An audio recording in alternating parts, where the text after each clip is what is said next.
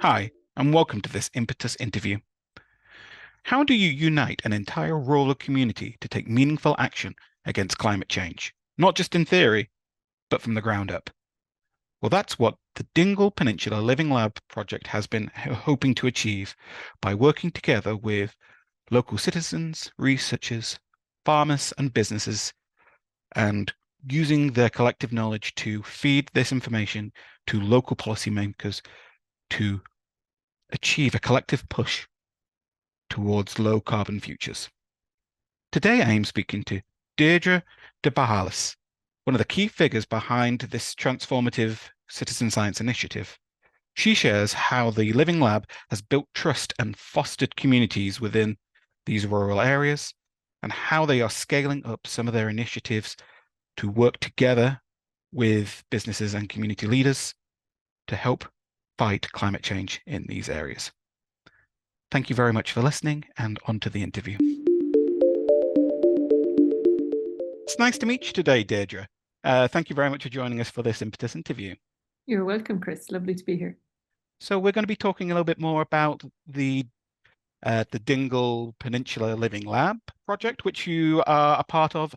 I'm just wondering if you could describe a little bit about what the project does and what makes it stand out compared to other sustainability projects. The Dingle Peninsula Living Lab, I suppose it started with an approach to really embed sustainability initiatives within the community, to have an open door policy, to invite people to get involved, to trial new approaches to sustainability in a remote rural area is where we are located. We found that we needed to find new solutions. We needed to pathfind new solutions in the areas of, transport, food, energy, all of these areas. We probably started with energy back in 2018, and then quickly realized it had to be much broader than that. But our approach has always been to involve local groups, involve the local community, understand what the challenges were at a very local, granular level, and then seek to find innovative solutions to address those challenges. In parallel to that, I suppose we've always worked hard to develop relationships with external stakeholders, those who could partner with us to maybe deliver solutions here on the peninsula. So it sounds like it's a very, as you say, a granular approach, but a bottom up as well, bringing in these communities and stakeholders to gain some insights on the way they live their lives and how actions could be put into place to perhaps improve sustainability, but also then putting those ideas into action with working with these other partners, I suppose. Would that be somewhat? That is Yeah. our whole approach. And of course, it has been very iterative. It has been a learning journey for us. We started, as I said, very simply just looking at an energy master plan for the area. But quickly, the more we engaged with people, the more we learned of multiple other areas that needed to be addressed here. So it has been a learning journey, and one of the approaches that we've taken, we were very fortunate to partner with MARI, the Marine and Renewable Energy Institute from UCC in the early days, and that, I suppose, brought a discipline where we documented all of the engagements, and we built a process of reflective learning to the point now where we have a library of learning briefs of all of the different initiatives that we undertook. It sounds like you've got a lot of kettles in the fire a little bit, and a lot of people to juggle. I'm just wondering how you approached your engagement with these communities who sometimes might feel left out when it comes to policy, but also bringing these policymakers together and, I don't know, having this melting pot of either contributions, but also producing actionable targets and frameworks, I suppose. I suppose a lot of the time, maybe in local communities, on the ground, you do feel a bit removed from policy. And we see those gaps from policy into action. And that's exactly where we like to think that we are operating, trying to understand what is needed from a policy perspective, also to bring that together with what is needed at a local level, and trying to make the two things work together. I suppose one of the nicest things we have done is it is all about engagement. It really, really is. We are continuously running events right across the peninsula to ensure that people can get involved as and where and when it works for them to be involved. And one of the nicest events that we had was a visit for our Minister for the Environment. I think that was back in 22. We held a 2-day event where we did a tour of the peninsula. There were multiple different groups involved in that visit to showcase the sustainability efforts that were happening here, and to discuss the challenges and how to make policy work and what was needed. And I suppose that helps to give people a sense of being involved, being a little bit closer to policy and what is needed, and a start, I suppose, to take a level of ownership for the actions that are required. For climate change in particular, I think we can't all sit back and say somebody else is going to do this for us. There is a responsibility on all of us to take action. But then, we do need to make the right choice, the easy choice for people as well. And that's where policy comes into it. And I suppose having such a beautiful place for people to come visit, and having these like so many stakeholders coming to these events, it feels somewhat like you're almost a mediator, kind of bringing these people together and like some neutral territory, I suppose, a little bit. Yeah, I think again that is the area that we have found ourselves as a convener, as a bringing together of different groups, be it government agencies or corporate bodies or local community groups or our policymakers. We have found ourselves in that neutral space. I think one of the things that we value very highly, and I'd like to think is valued highly locally, is that we are independent, impartial. We can provide advice on things. We're a not-for-profit company limited by guarantee. We're not looking to gain for this. We are simply looking to inspire people to take action from a sustainability perspective. And this community building, as you've mentioned before, seems to be a really key part of building that trust, and you being present, not, again, you mentioned these policymakers or ministries visiting for the day or whatnot, but as you're located in these rural areas, it must help kind of build that trust within these communities. It is fundamental, I think. It's the building of trusted relationships over time and at a very local level. I would have laughed and said, a lot of my meetings in the early days might have been held in the supermarkets, because you're meeting with people as you're out doing your shopping, and you're having a chat about whatever initiative is happening. And you, over time, then you begin to work on different projects and different initiatives. And as people begin to see the value of them, word spreads in a small place. That's worth getting involved with. That really worked for me a couple of years ago. I'd like to get involved in the next thing. And we saw the value of that recently. We're 7 years in now, more than 7 years in. They wanted to run a trial in this area for electric vehicle charging. And so there was a call for expressions of interest earlier this summer.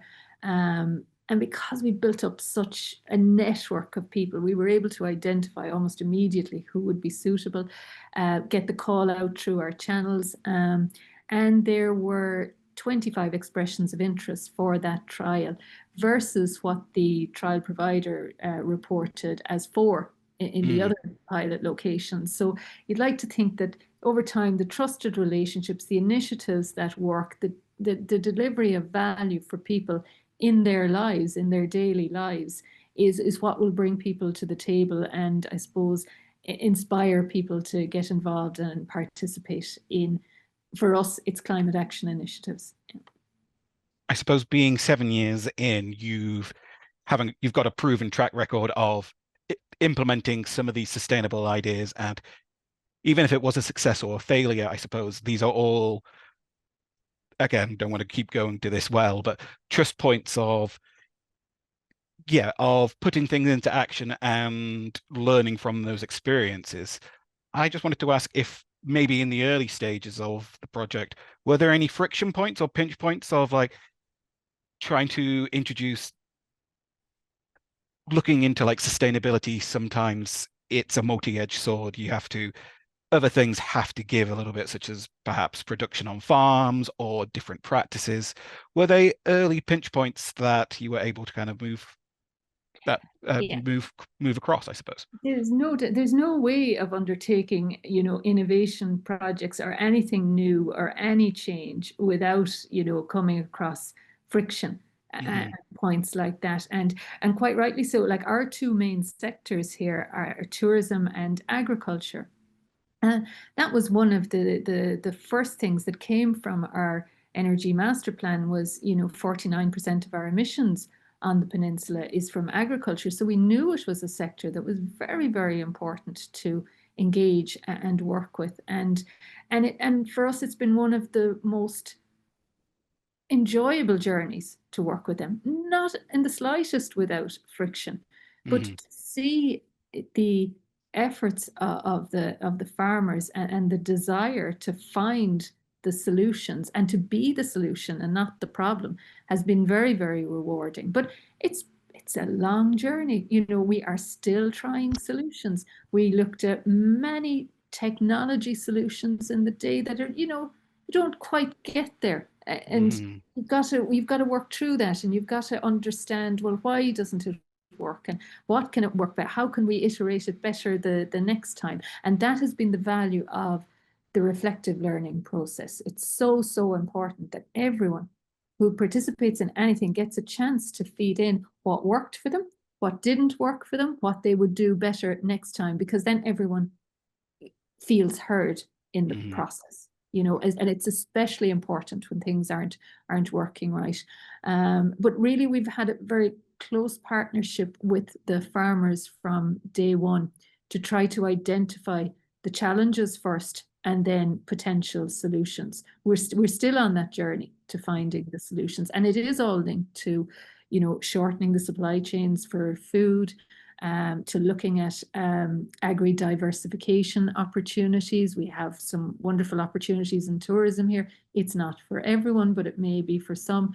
And just trying to support them on that journey and to see what does a sustainable future look like for agriculture on the peninsula in the future, knowing at the whole time that we really, really need our small farmers and we don't want them squeezed out. So how do you square that circle? Hmm. It's very, very challenging. But we're still here and we're still we're still trying to find the solutions for it. And I suppose with the industries of tourism and agriculture, which are areas which are often somewhat overlooked as, oh, if you're a tourist, you're visiting there for the weekend, or people with second homes, some people like areas of Cornwall or similar, which is also a very kind of agriculture and tourist. The locals can get frustrated and also just feel overlooked within these industries, it seems. So having this platform and having this gateway to talk to decision makers and have their voices heard just sounds like a really vital and important job to play. It is vitally important. And yeah, you've hit on another area of tension here as well. Accommodation is a very large challenge. And I suppose I'm involved in so many different areas, from agriculture, energy, food, transport, tourism. I've been very hesitant to be anyway involved in the accommodation, but it is Hmm. hitting a crisis level. And of course, it's all interlinked now, because if our young people can't afford to live here, and if we lose the community, what does this place look like for the next generation? How do we manage that? How do we tackle it? Can we look at community land trusts? Can we look at ways that we can work with the people who want to visit here and have homes to see, well, how does that work? Is it a home that you're going to use for 3 weeks and it's going to sit empty for the rest of the year?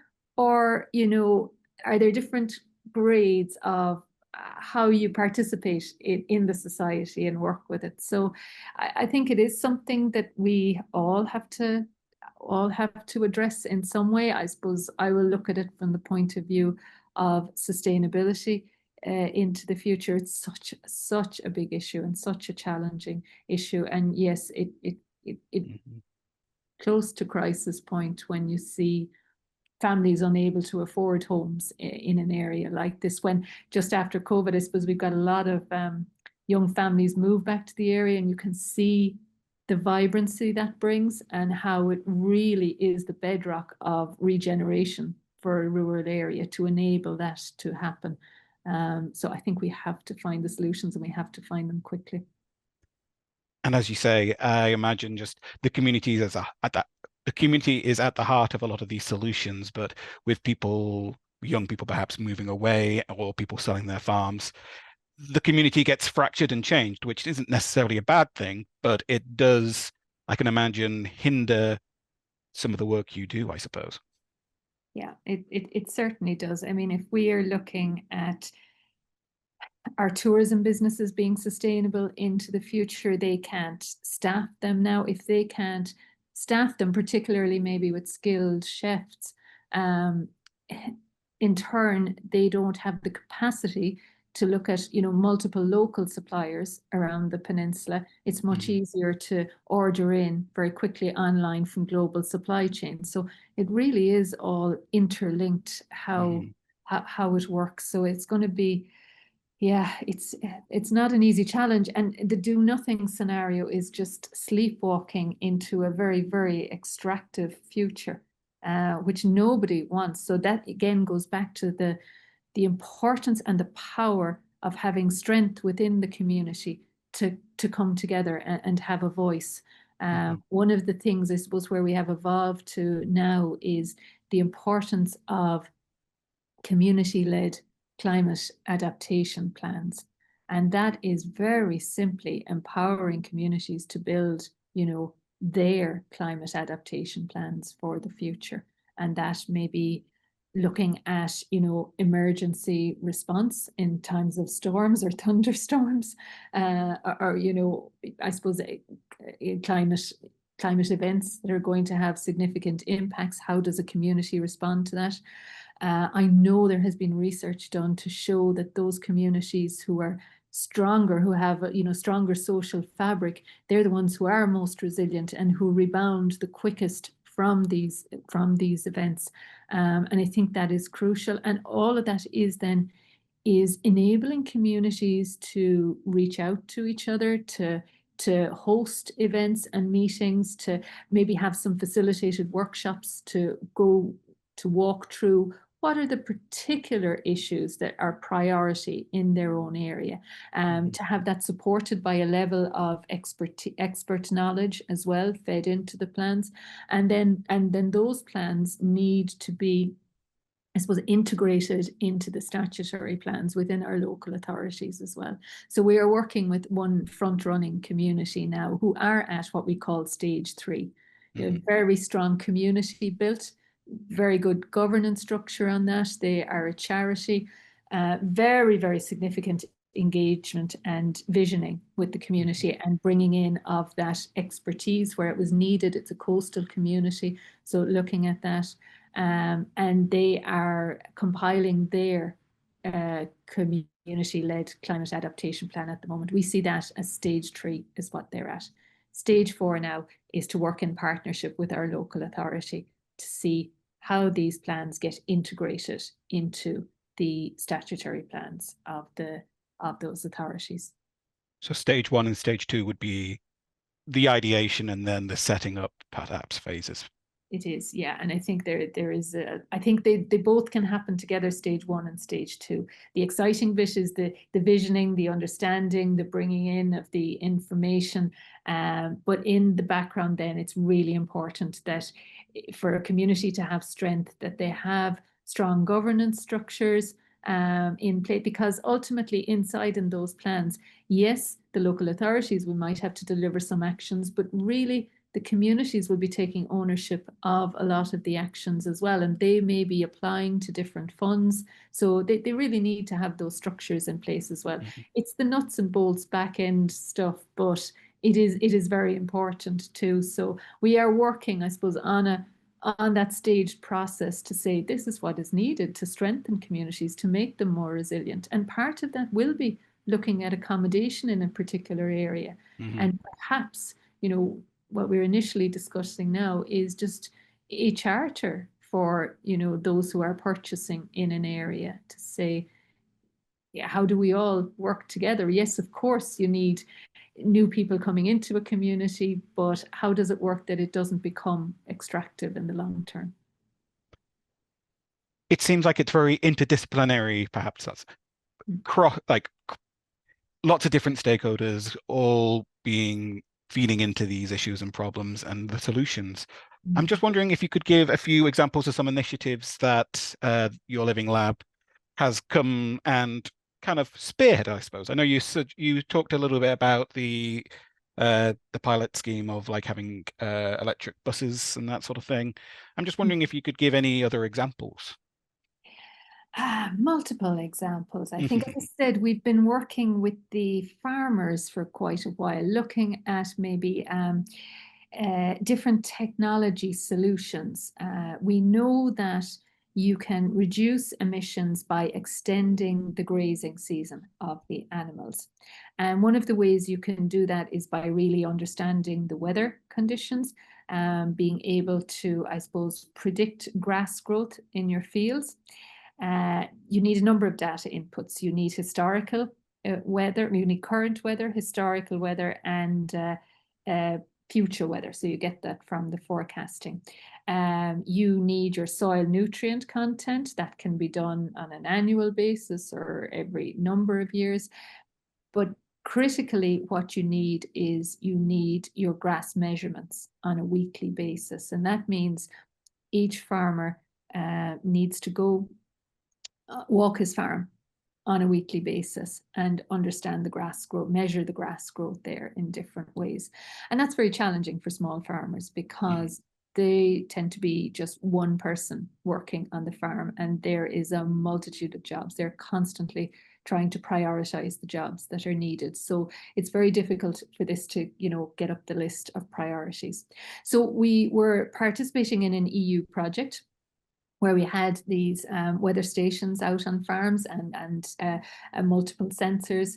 And the big challenge was bringing in the data for the grass measurements. So out of 30 farmers, only 5 were able to accomplish it on any regular basis. And now, how we were able to move that project forward was we had a WhatsApp group, and the 5 that were measuring, we were able to provide the grass growth prediction models for, which was very valuable data to the farmer.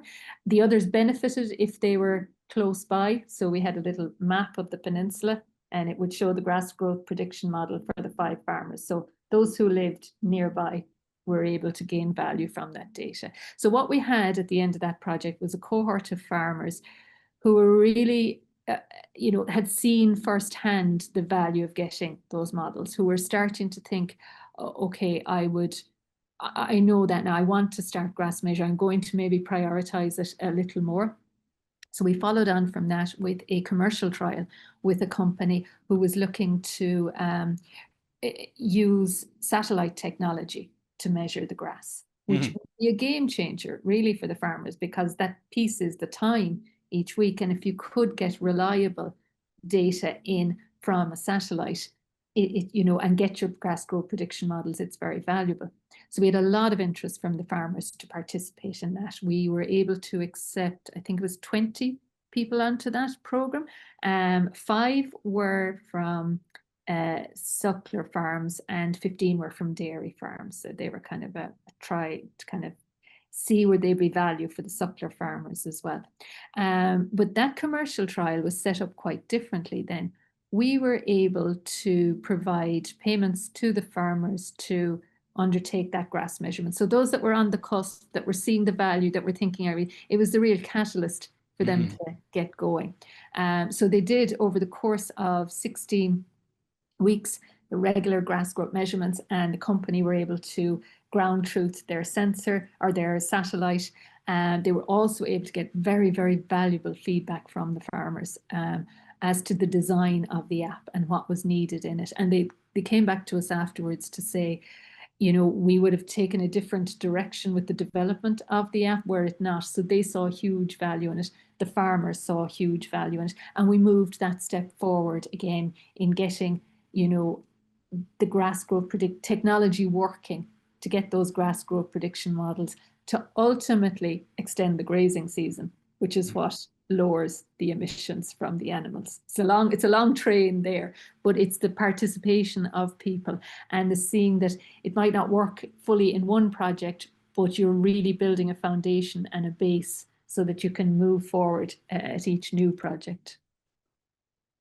That's so fascinating. I love the idea of you providing, like, you working with the farmers, but with also these industries to put into place the infrastructure that would bring a collective benefit. You hear the tragedy of the commons brought up more often, but this is very much everyone coming together for the greater good of something that would be beneficial to all of them.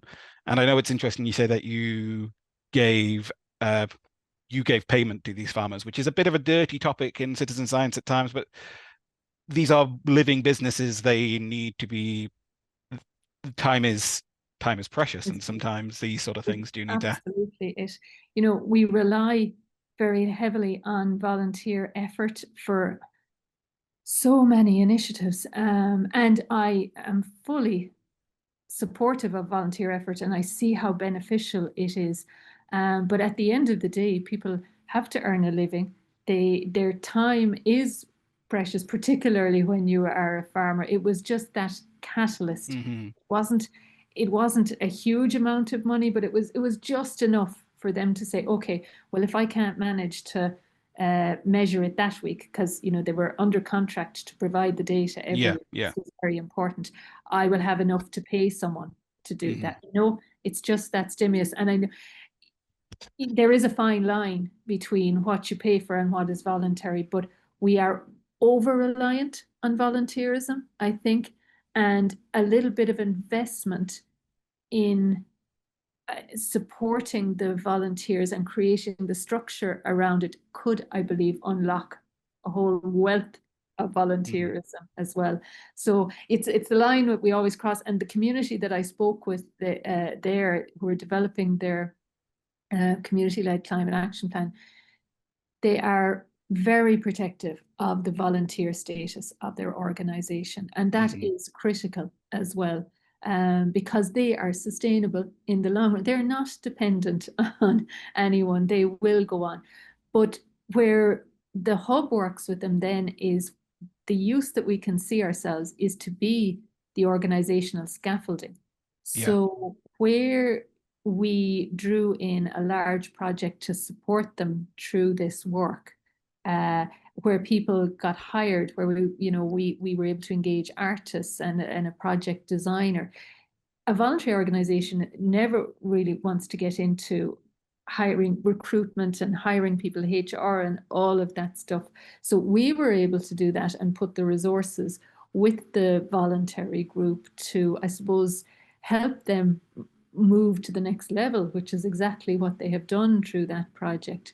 So yeah, we have to find the right mix, I think, and the right balance. And we need to keep the ethos of volunteerism, most certainly. But we need to mind it as well and mind the poor burned out volunteers too. And the way to mind them is to enable them to get to action quicker, that they don't start with going, oh, we need to go out and fundraising, and all of a sudden the energy is sucked into fundraising.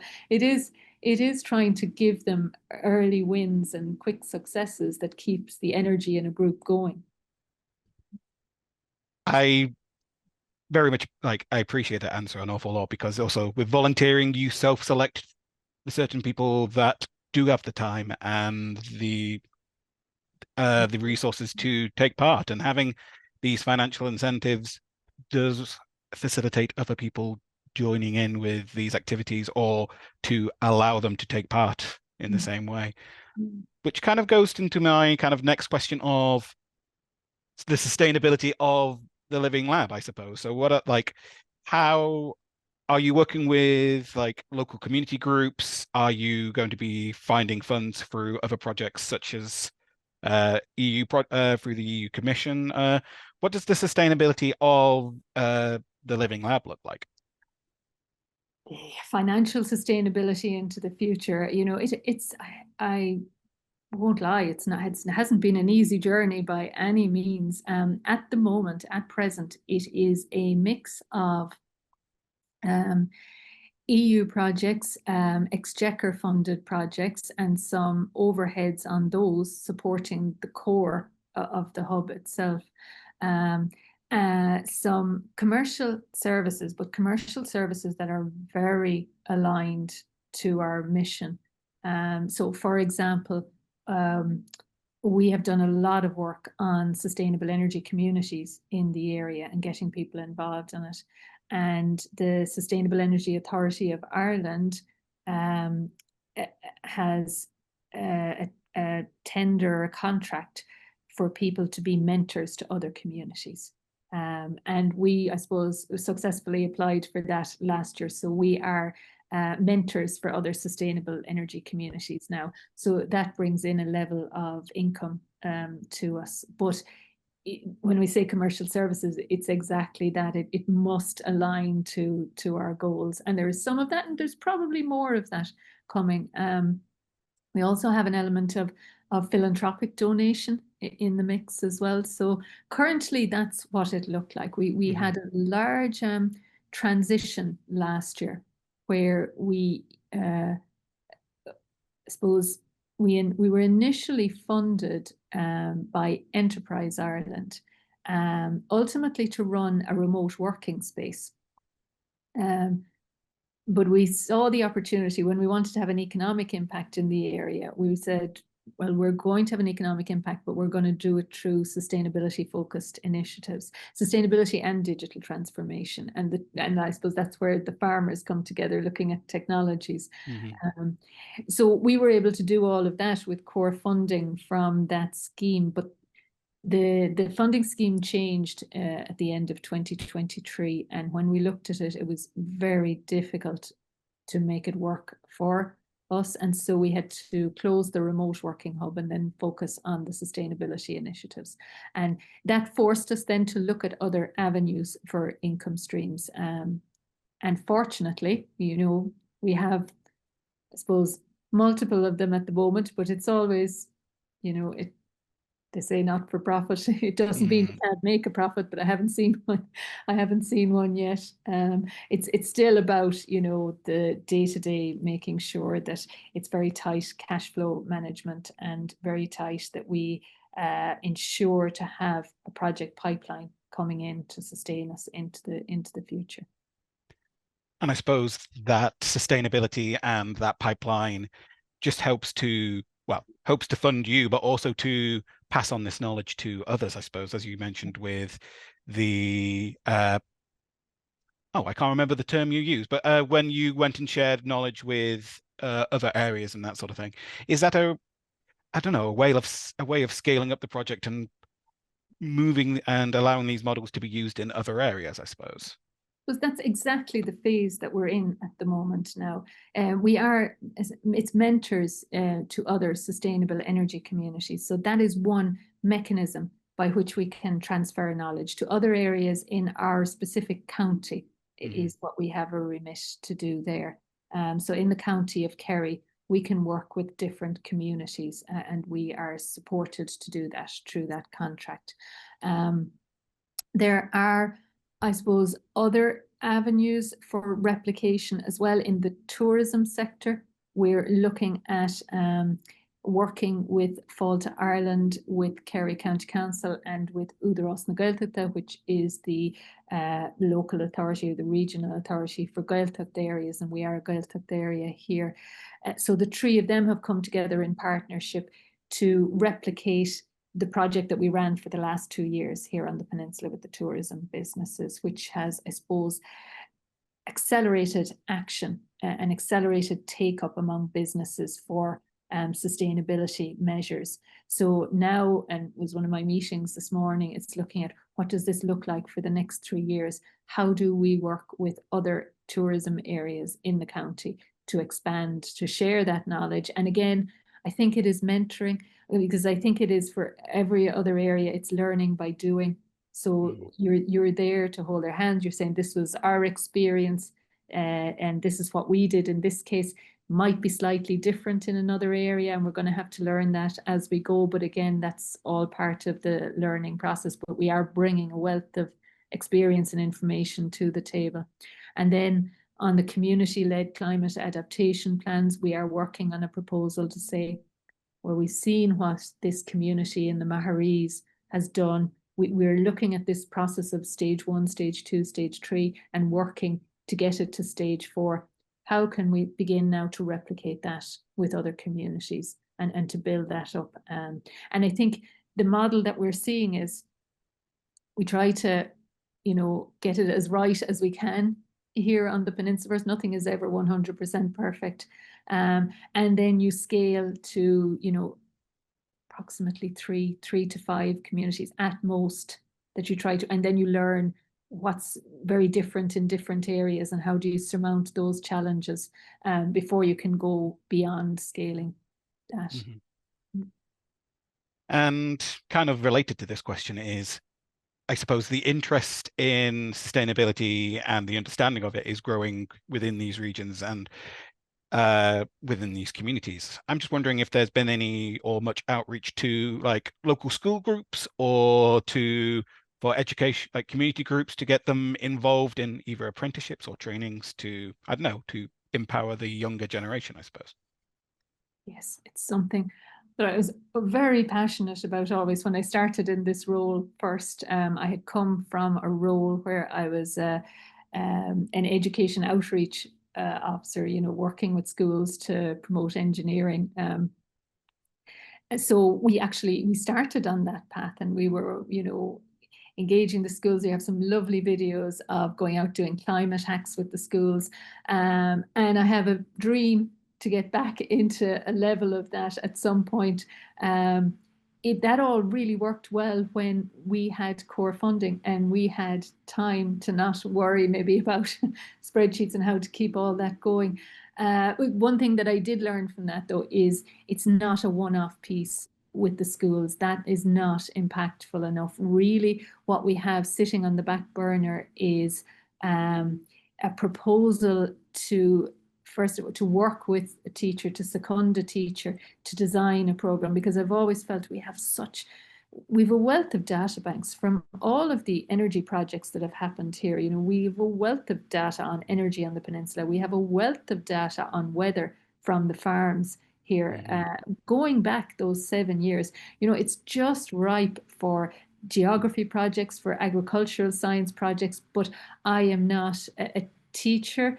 And none of, I suppose, our team are teachers, and that's the missing piece, that you work with a teacher to design how best to integrate it within the school curricula, because it's critical that you do that to have any long-term impact. So that proposal is sitting there on the back burner for now, but definitely a dream of mine to pull it up again and make it happen someday. But we do need to have a teacher involved, and we need it embedded in the curricula. I think it's the only fair way to do it for everyone.